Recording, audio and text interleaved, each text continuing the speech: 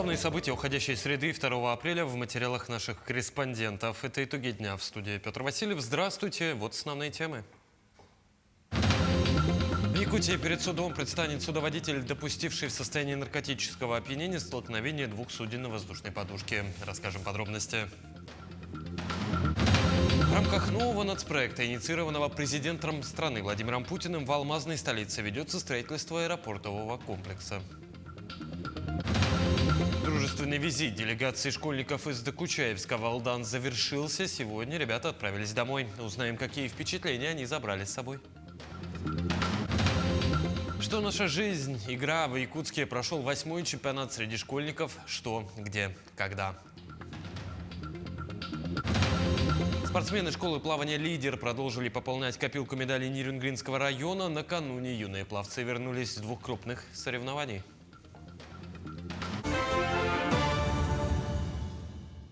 В Якутске в суд направлено уголовное дело в отношении гражданина, нарушившего правила безопасности движения и эксплуатации внутреннего водного транспорта, находясь в состоянии алкогольного и наркотического опьянения. В ноябре 2024 года обвиняемый, находясь в состоянии наркотического опьянения, управлял судном на воздушной подушке «Хивус-10» с пассажиром на борту. Двигаясь по реке Лени с Якутска в сторону Нижнего Бестяха, столкнулся с идущим навстречу аналогичным судном на воздушной подушке. В результате допущенных противоправных действий пассажиру судна «Хивус-10» причинен тяжкий вред здоровью. Пассажиры другой подушки получили повреждения. Якутской транспортной прокуратурой утверждено обвинительное заключение по уголовному делу в отношении гражданина, который обвиняет в совершении преступления, предусмотренного частью 1.2 статьи 263 Уголовного кодекса Российской Федерации, нарушение правил безопасности движения и эксплуатации внутреннего водного транспорта лицом, находящимся в состоянии опьянения, если эти деяния повлекли по неосторожности причинения тяжкого вреда здоровью человека. Собственнику судна причинен материальный ущерб в сумме свыше 3 миллионов рублей. Уголовное дело в настоящее время направлено в Якутский городской суд для рассмотрения по существу. Якутским транспортным прокурором будет поддержано государственное обвинение. В рамках нового нацпроекта «Эффективная транспортная система», инициированного президентом России Владимиром Путиным, в алмазной столице ведется строительство аэропортового комплекса. Сам комплекс планируют сдать в период с 26 по 27 годы. Проходимость объекта составит 300 пассажиров в час. Это в 2 раза больше, чем в действующем аэровокзале. На сегодня после стабилизации грунтов по бетонированию искусственных перекрытий аэродрома будут продолжены работы по устройству монолитного бетона. Тем временем за счет средств Алроса продолжается строительство аэровокзального комплекса. Строительная готовность всего объекта нашей собственности, который строит компания Алроса, порядка 70%. Значит, основных 5 зданий на служебно-технической территории. Из них у 4 зданий готовность 99%. Одно здание – это аэровокзальный комплекс, у него готовность около 60%. До конца этого года все здания будут готовы, сделано благоустройство, и объект будет введен в эксплуатацию. На фоне ужесточения санкций, начавшаяся 10 лет назад работа по импортозамещению в российской промышленности стала особенно актуальной и интенсивной. При этом в импортозамещении все больше заинтересован сам бизнес. Об импортозамещении в добывающей промышленности расскажем далее на примере Нежданинского месторождения в Тампонском районе, где недавно установили новый аппаратный комплекс для гравитационного извлечения золота. Российская разработка применена здесь впервые. До запуска нового отечественного оборудования на фабрике уже функционировали 3 концентратора импортного производства. Концентратор используется для извлечения мелких частиц золота. Он работает по принципу центрифуги. Гравитационные силы позволяют разделить частицы по плотностям. В год на Нежданинском месторождении добывается порядка 5 тонн золота. Так как объемы переработки руды растут, стоит задача улучшить показатели извлечения драгметалла. Такой комплекс первый в своем роде и специально спроектирован для Нежданинского. Перед конструкторами стояла конкретная задача. Новое оборудование по своим характеристикам, габаритам, запасным частям не должно отличаться от иностранного, уже установленного на фабрике, чтобы не усложнять обслуживание и эксплуатацию комплекса. Дополнительная его установка позволила увеличить показатели извлечения и производительность отделения. Грохотный концентратор вновь установленного узла не уступает по показателям канадским. После завершения испытательного срока специалисты фабрики довольны новым отечественным оборудованием. Зарекомендовался с высокой стороны. Мы очень довольны показателями его работы. Замечаний за период работы после введения в эксплуатацию пока не выявлено. Сегодня Нижданинский ГОК перерабатывает более 2 миллионов тонн руды ежегодно и, как видим, успешно справляется с задачами импортозамещения. Туяра Филиппова, Петр Шестаков, Нижданинское месторождение, Тампонский район. В редакцию нашего телеканала обратился житель Якутска с просьбой осветить проблему затопления жилого дома по адресу Крыжановского, 6/11. По словам жителя, в результате регулярных поломок и неисправностей насосного оборудования в канализационном колодце водоканала происходит регулярный разлив фекальных вод. В результате затопления ослаблена несущая способность грунта под домом, что грозит обрушением несущих конструкций здания. Тему продолжит моя коллега Марферина Алексеева. Ну вот этот сам колодец у них, вот он здесь находится. Получается, вода, то, что мы пользуемся канализационным оборудованием, вся вода, то, что бытовые отходы, оно все вот сюда, вот в этом колодце скапливается. Там стоит насос у них находится, погружной. Проблема в том, что, насколько я понимаю, насколько сами вот, ребята с водоканала объясняют, что каждый раз, когда уходит электричество у нас, либо плановое, либо аварийное, это частенько бывает, насос перестает работать, и вся вот эта вода, она начинает хлестать, получается, вот из колодца. С 23-го года уже раз 5, наверное, случалось. То есть они затопили, приехали, через несколько часов запустили насос, водоканал подогнал фекальную машину, то есть они какую-то часть воды смогли собрать, но по факту то, что в низине и под домом находится, оно у нас стоит уже вот. В марте этого года сбой насосного оборудования производился дважды. Сегодня территория дома покрыта льдом, а под полом можно разглядеть воду. Вот эта вода, вот она под домом стоит. То есть она под всем домом, она уже практически проступает. Вот несущая стена. Вот щель. Там 15 сантиметров. То есть это все в любой момент может рухнуть, потому что под домом вода стоит. Это болото, оно все размыто, уже грунта под домом фактически нет. И дверь я уже второй раз переставляю, потому что дверь его просто вот перекосила. Просто элементарно, что мы дышим вот этим всем. Вот у соседей тоже дети, маленький ребенок. Мы как бы все, у меня у жены из-за этого кашель постоянно страшнейший. Затопило. 27 марта Управление государственного строительного и жилищного надзора республики организовало выездной осмотр дома. На тот момент утечек, засоров на канализационных сетях не установлено, однако отмечается контруклон, который и затрудняет прохождение стоков. По решению суда от 29 июля 2022 года эти сети протяженностью 80 метров признаны бесхозными, и право собственности передано муниципалитету в лице администрации города Якутска.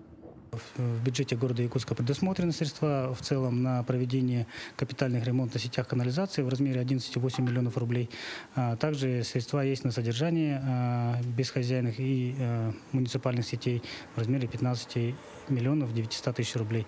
Если будет выявлена необходимость проведения каких-либо работ по вышеуказанному адресу, данные работы в течение летнего периода будут запланированы и проведены. Со слов начальника департамента ЖКХ и энергетики администрации Якутска, на текущей неделе будет сформирована выездная комиссия, которая проведет осмотр территории. В случае выявления необходимости в проведении ремонта сетей будет составлена смета, дефектная ведомость, закупочные процедуры и определение подрядной организации, которые и проведут ремонтные работы. Марферина Алексеева, Владимир Павлов, Якутск.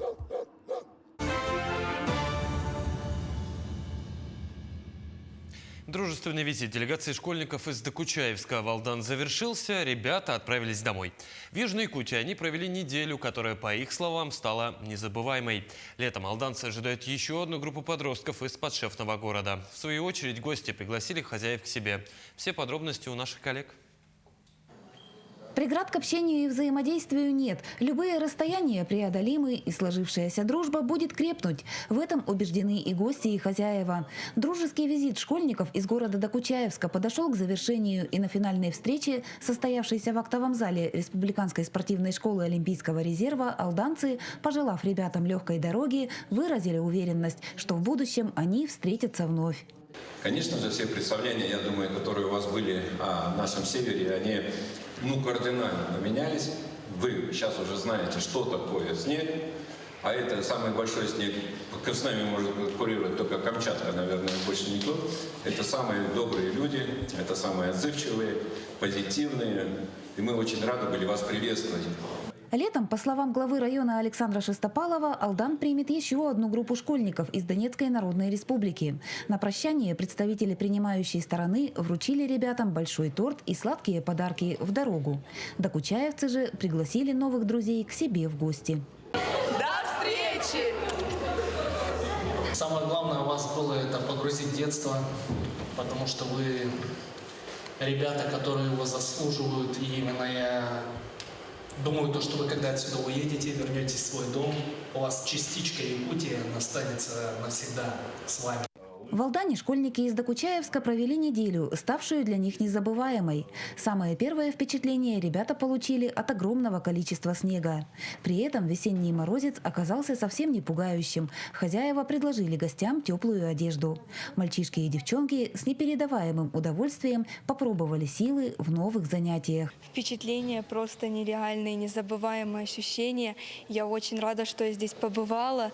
Я узнала много нового, научилась много чему новому, что я даже не ожидала попробовать и даже не интересовалась этим. Я думала, что это как-то скучно и неинтересно. Но буквально сегодня я опять ездила на сноуборде. И мне настолько сильно понравилось, что я до сих пор готова вернуться и продолжить кататься. Я уже ездила с высокого склона, я уже научилась тормозить, поворачивать.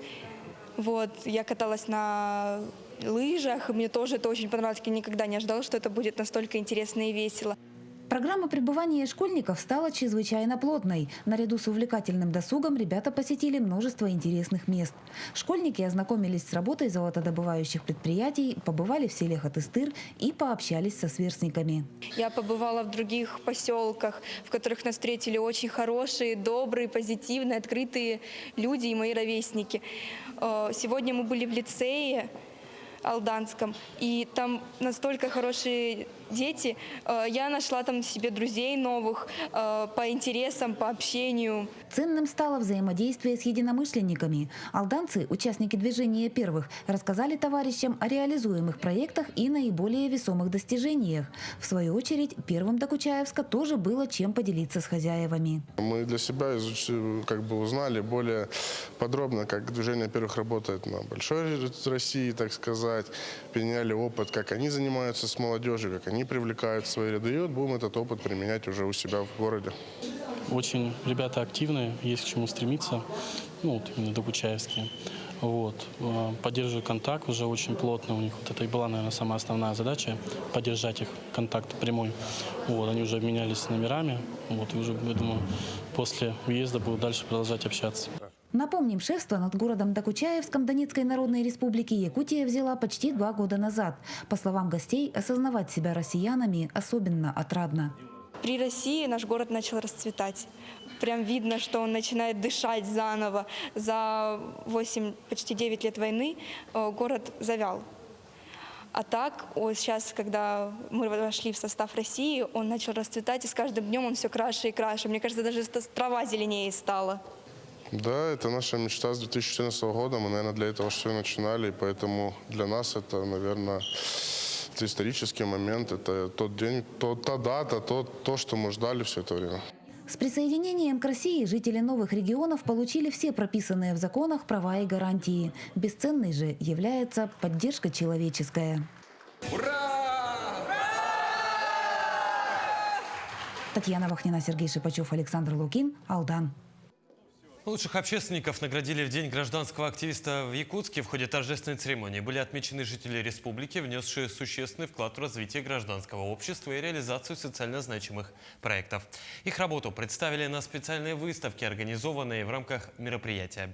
Кроме того, во время церемонии особо отличившимся вручили нагрудные знаки «Отличник гражданских инициатив региона».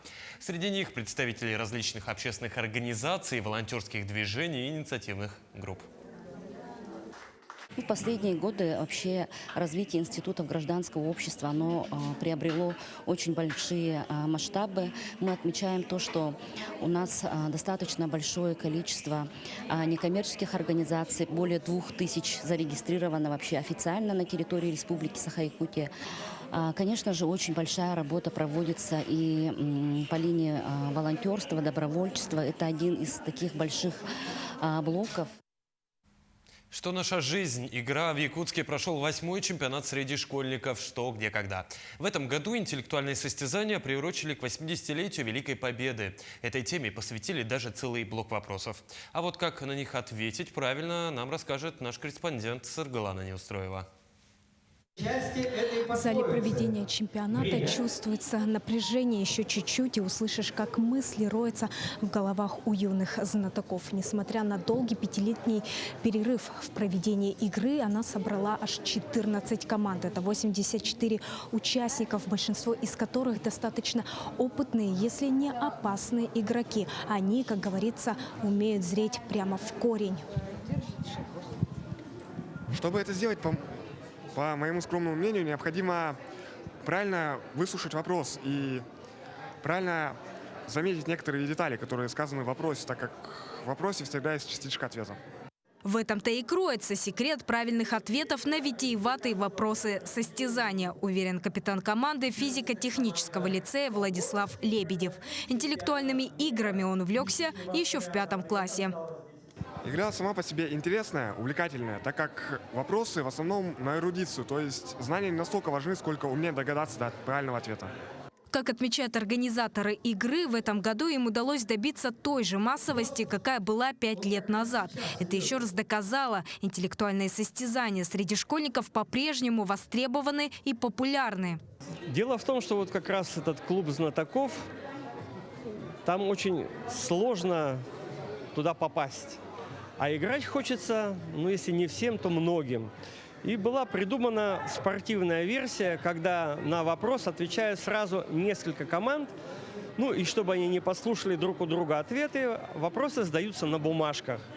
Вопросы при этом сочиняли как предыдущие игроки, так и организаторы игр. Знаменитый «Черный ящик», к сожалению, в этом году в игру не попал по ряду чисто технических причин, как и «Блиц». Но здесь организаторы ориентировались на новичков, для которых этот этап мог бы показаться слишком сложным. Кстати, один из этапов игры посвятили военной тематике. Выступление знатоков в этом блоке наверняка по достоинству оценил Герой России Филипп Евсеев, один из членов судейской коллегии игры.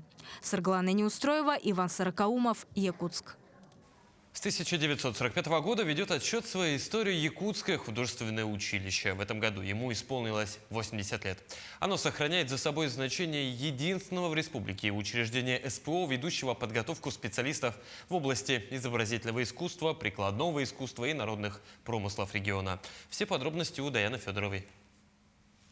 Одному из 5 художественных училищ Сибири, которые пользуются заслуженным авторитетом, исполнилось 80 лет. В настоящее время там учатся порядка 180 студентов, среди которых Даяна Тараярова, студентка 4-го курса.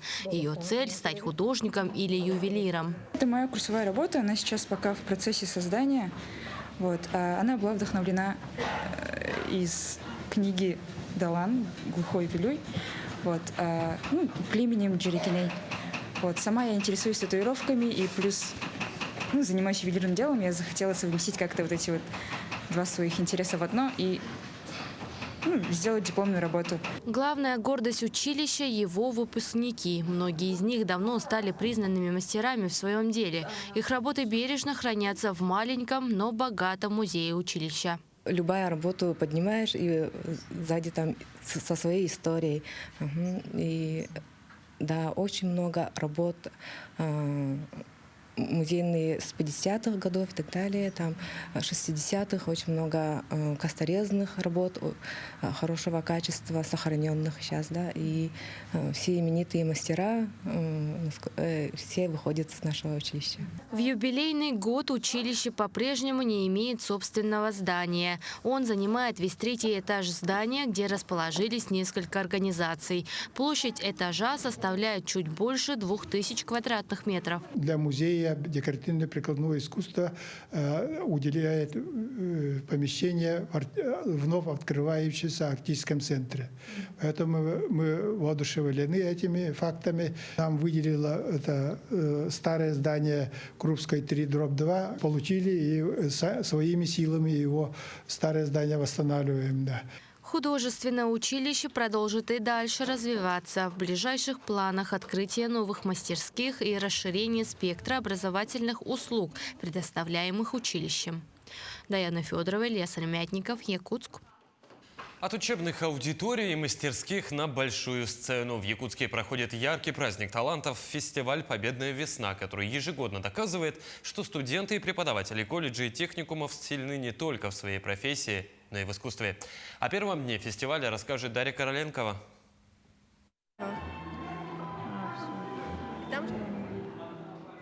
Эмоции и память – основной мотив многих выступлений на фестивале «Победная весна». Этот трогательный вальс «Журавли» представил коллектив Нерюнгринского медицинского колледжа.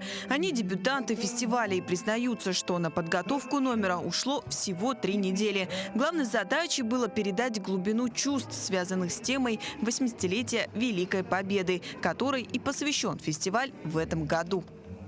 Но когда объявили тему, у нас, конечно, сомнений не было, потому что 80 лет победы Великой Отечественной войны – это действительно такая значимая дата для нашего народа, для нашей страны.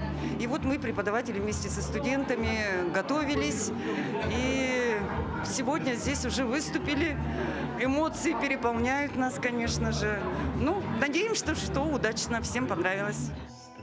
Фестиваль традиционно охватывает 3 творческих направления – вокальное, танцевальное и театральное. В этом году участники исполняют хоровые песни военных лет, кружатся в ритме вальса, одного из символов той эпохи, и представляют целые театрализованные постановки, рассказывающие о подвиге народа. Главной целью нашего фестиваля является развитие творческого потенциала наших педагогических работников, наших студентов. Отрадно видеть их в разных образах, да? Как они танцуют, как они перевоплощаются на сцене. И эта тщательная подготовка видна в каждом номере. Всего в фестивале участвуют 25 колледжей и техникумов республики. Это более 1500 преподавателей и 250 студентов. Многие команды, особенно опытные участники, как, например, представители Якутского педагогического колледжа, которые выступают уже в 3-й раз, подходят к созданию образа с особой внимательностью. Каждый год мы очень тщательно готовимся, продумываем образ, сюжет и хотели передать настроение танца костюмами, светлыми тонами. Да? У нас белые платья, мы специально закупились костюмами, подготовили костюмы для парней тоже, чтобы была праздничная атмосфера. Кульминацией фестиваля станет гала-концерт, который состоится в Центре культуры и современного искусства имени Гагарина. Именно там назовут победителей в каждом из 3 направлений и вручат заветный гран-при. Обладатель главной награды получит не только признание, но и почетное право стать соорганизатором «Победной весны» в следующем году. Дарья Короленкова, Станислав Потапов, Якутск. Спортсмены школы плавания «Кроль» продолжили пополнять копилку медалей Нерюнгринского района. Накануне юные пловцы вернулись с 2 крупных соревнований. Наша съемочная группа узнала все подробности.